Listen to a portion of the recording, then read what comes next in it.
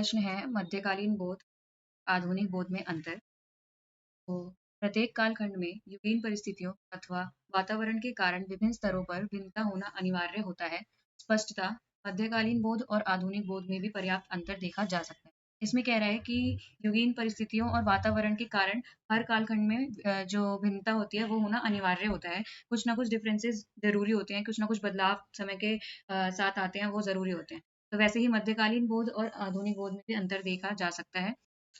तो सबसे पहले मध्यकालीन बोध, ये एक चार्ट है, इसमें आस्था और विश्वास का मतलब है कि उस समय मध्यकालीन बोध में उस समय का जो मूल विषय होता था वो आस्था था, भगवान में विश्वास था, परलौकिक दृष्टि को महत्व दिया जाता था, भाग्यवादी, कुलीन वर्ग राजा, मतलब उस टाइम राजा का शासन था तो राजा और प्रजातंत्र का भी जो एक है वो भी चलता था। अध्यात्मवादी मतलब कि भगवान में विश्वास, पूजा पाठ, भक्ति भावना ये सब थी। ईश्वर को बहुत महान माना जाता था, ईश्वर में बहुत विश्वास था लोगों को। तो ये सब समस्या और समाधान दोनों ही ईश्वर पर निर्भर थे, मतलब कि उस समय का जो मूल विषय था वो ईश्वर में आस्था, विश्वास, भक्ति भावना ये सबको बहुत महत्व दिया। उसके बाद है आधुनिक बोध। इसमें तर्क बुद्धि, मतलब कि एक तरह से आधुनिक बोध में जैसे टेक्नोलॉजी ये सब चीज़ों को ज़्यादा महत्व दिया, जैसे मनुष्य को ज़्यादा महत्व दिया कि मतलब अगर समाज में मनुष्य है उसका विकास होगा तभी समाज का विकास होगा। तो ई-लोक मतलब कि परलोक को महत्व ना देते हुए इस लोक को, जिस लोक में हम रह रहे हैं उस लोक को ज़्यादा महत्व दिया गया। लोकतंत्र मतलब कि लोगों के लिए जो शासन होता था कि लोगों द्वारा चुना जाता है, जैसे वोट वगैरह देके उस तरीके के चीज़ों को महत्व दिया जाता था। लोक सम्मानतावादी मतलब कि समानतावादी, जैसे लोगों में समानता हो, इन सब चीज़ों पर ज़्यादा ध्यान दिया गया है। ठीक है? तो अब अंतर बताना है तो सबसे पहले हम मध्यकालीन बोध लिखेंगे। मध्यकालीन बोध के सारे पॉइंट्स देंगे, उसके बाद आधुनिक बोध लिखेंगे और उसके सारे पॉइंट। तो सबसे पहले हम यहाँ पे मध्यकालीन बोध लिखेंगे। मध्यकाल शब्द का स्पष्ट अर्थ आधुनिक काल का पूर्ववर्ती काल है और दूसरा अर्थ है प्राचीन काल के बाद का। वहीं आधुनिक काल न्यूनता तथा विभिन्न प्रकार के परिवर्तनों की ओर संकेत करता है। दूसरा पॉइंट है वर्ण विषय की दृष्टि से मध्यकाल में भक्ति भावना, श्रृंगार, प्रेम, वीरता, प्रशस्ति, नीति तथा काव्यशास्त्रीय विवेचन की प्रधानता रही है। तीसरा पॉइंट है मध्यकालीन बोध रचनात्मकता अथवा कला दरबारी वैभव की ओर अधिक उन्मुख रही। मध्यकाल की रचना में ईश्वर केंद्र में रहा, मतलब जैसा कि ऊपर हमने चार्ट में बनाया है ना कि ईश्वर को ज्यादा महत्व दिया है मध्यकाल में, मतलब कि सारी अध्यात्म से जुड़ी चीजें हैं उसको ज्यादा महत्व दिया है मध्यकालीन बोध। मध्यकाल में जहाँ बैलगाड़ी तथा घोड़ागाड़ी ही यातायात के मुख्य साधन होते थे, वहीं आधुनिक काल में रेल, बस तथा यातायात के अन्य साधन विकसित हुए। फलतः लोगों का आवागमन बढ़ा, जिसने मामूली किसान से लेकर पूंजीपति वर्ग को भी प्रभावित किया। तो मतलब ये सब है कि जैसे मतलब हर आधार पर बताया गया है कि मध्यकालीन बोध आधुनिक बोध से कैसे अलग है। उसके बाद है आध्यात्मिकता। सगुण व निर्गुण दोनों ही उपासकों ने भक्ति के महत्व को स्वीकार किया। संपूर्ण रूप से कर्ता धर्ता व ईश्वर को ही मानते थे। वह सभी सादे एवं त्यागमय जीवन पर विश्वास करते थे। ठीक है? अब है साहित्यिक स्तर पर। मध्यकाल के साहित्य के अंतर्गत केवल राजाओं और उनकी वीरताओं की प्रशंसा मिलती है। उस समय के साहित्य में लोगों का कोई भी उल्लेख नहीं मिलता। अब मैं इसका कारण आप लोगों को बताऊं कि जो उस समय के कवि हुआ करते थे वो ज्यादातर दरबारी कवि हुआ करते थे। दरबारी कवि मतलब कि जो राजा के दरबार में रहकर उनकी प्रशंसा, उनकी वीरता का वर्णन करते, वो मूल परिवेश से कटकर रहा करते थे, मतलब दूर रहा करते थे दरबार में, जिसकी वजह से वो आम जनता की जो समस्याएं थी उनके बारे में नहीं लिखा है उन्होंने। ठीक है? उसके बाद है धर्म। समाज पर धर्म का बोलबाला था। कला व साहित्य भी धर्म द्वारा अनुशासित थे। धर्म में अधिकतर लोग विश्वास रखते थे। मतलब उस समय वही है कि जैसे जो लोग परलोक मतलब कि भगवान को इतना मान रहे हैं तो ये तो ऑटोमेटिकली आ जाता है कि मतलब हाँ, धर्म को भी ज्यादा महत्व दिया जाता था। सब अपने धर्म को ज्यादा महत्व देते थे और मानते थे। उसके बाद है शिक्षा। मध्यकालीन समाज में शिक्षा एक सीमित वर्ग को ही प्राप्त हो पाती थी, परंतु आधुनिक युग में शिक्षा ग्रहण करने का अधिकार जन जन को है।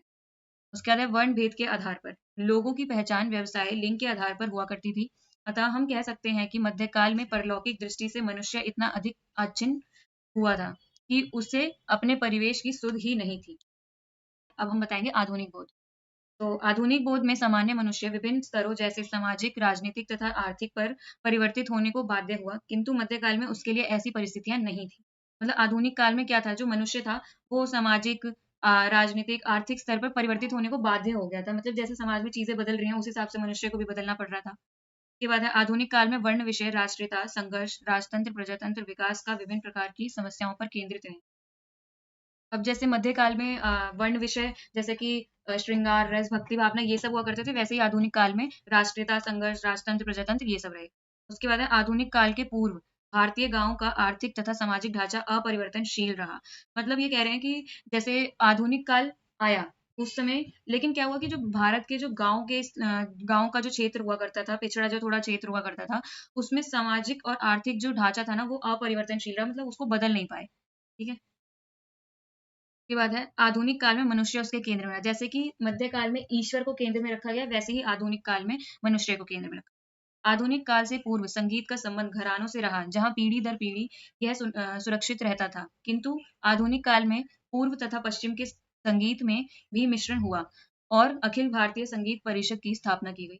अब संगीत किसी राज रजवाड़े तथा घरानों का दास नहीं रहा। ठीक है? उसके बाद है आध्यात्मिकता।